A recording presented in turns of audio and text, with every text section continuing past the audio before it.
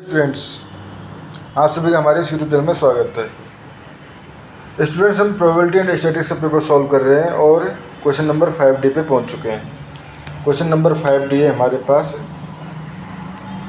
If 75% of all purchase, ठीक है, अगर 75% सभी परचेज का in a certain store are made a credit card and the random variable X जो है, बेसिकली एक्स जो है वो डिपेंड करता है, इंडिकेट करता है number among the randomly selected purchase made with a credit card. ठीक है, तो ये जो रैंडम वेरिएबल है वो है इज अ बाइनोमियल वेरिएट। ठीक है, एंड डिटरमाइन करना है expectations, variance and standard deviation. और फोर्थ है the probability that x is with in one standard deviation of its mean. ठीक है, तो अगर आपने प्रीवियस क्वेश्चन देखे होंगे तो उसमें भी हमने इनको सॉल्व किया था, जहाँ पर हमने मीन निकाला था, वेरिएंस निकाला था। ठीक है, तो बेसिकली हमारे पास गिवन है एक्स, ठीक है, विच इज बाइनरी, ठीक है, with n equal to 10 and p equal to कितना 75 एंड 0.75। ठीक है, तो यहाँ से q equal to 1 minus p equal to 0.25। ठीक है, अब एक्सपेक्टेशन या मीन, ठीक है, equal to n dot p।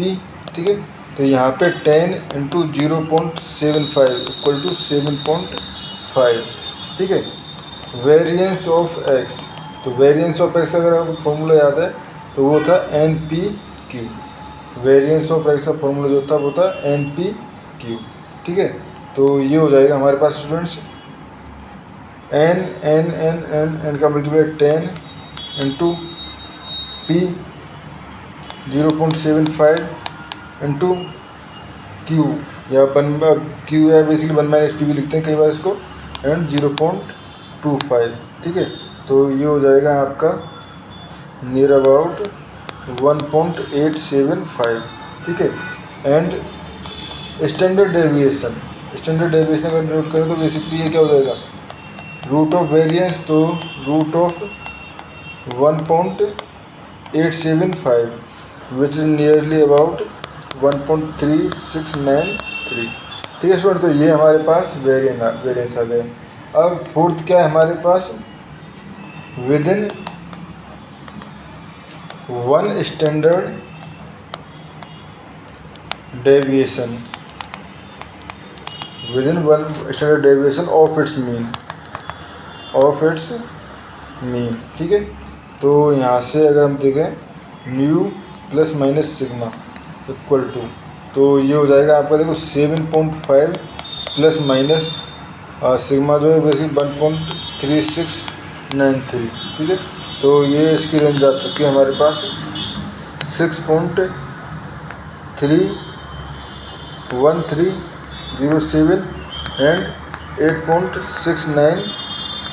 8693। ठीक है, ये वैल्यू आ जाएगी 8.8693। ठीक है, नाउ बट हमें पता है जो एक्स जो है वो एक इंटीजर वैल्यू होती है।